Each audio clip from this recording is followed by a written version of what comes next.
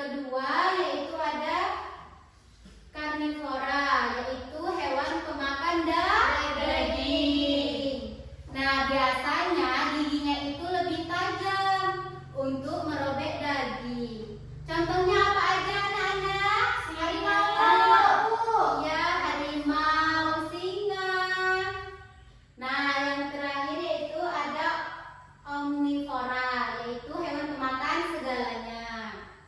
Nah, biasanya hewan omnivora ini giginya itu datar dan lebar. Contohnya itu seperti monyet dan ayam. Sudah paham anak-anak untuk yang materi pengelompokan berdasarkan makanan? Sudah. Nah, kita lanjut yaitu cara berkembang biak.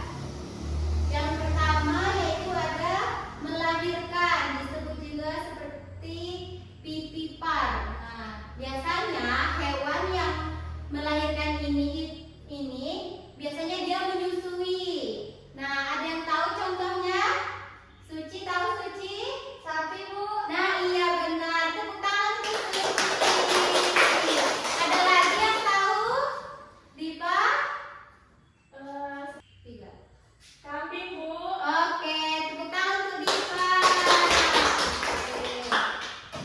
Nah, selanjutnya yaitu ada yang bertelur, disebut ovipar. Nah, hewan yang secara bertelur, ada yang tahu? Tahu, Bu. Apa, Witri? Ayam, Bu. Oke, bagus sekali. Tepuk tangan.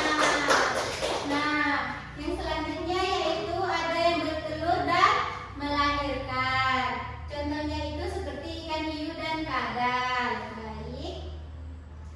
Selanjutnya itu berdasarkan tempat hidup. Pastinya kalian semua sudah tahu ya kan? Ada yang hidup di darat, di air, dan di dua alam, yaitu di darat dan di air. Nah, jadi contoh yang pertama yaitu hewan yang hidup di air, yaitu ada ikan. Nah, yang hidup di darat contohnya ada ayam. Yang hidup di dua alam, di darat dan di air adalah contohnya buaya. Pintar semuanya. Nah, yang terakhir yaitu contohnya itu yang pengelompokan terakhir yaitu berdasarkan tulang belakang. Nah, yang tulang belakang itu ada yang mempunyai tulang belakang, ada yang tidak. Nah, yang mempunyai tulang belakang itu biasanya disebut vertebrata. Nah, contohnya itu seperti ikan, kodok, dan burung.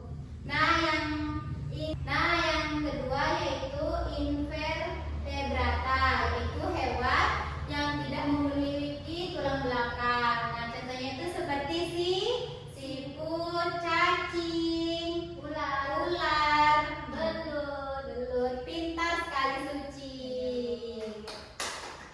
Nah, selanjutnya Ibu akan mengadakan kelompok dibagi dua.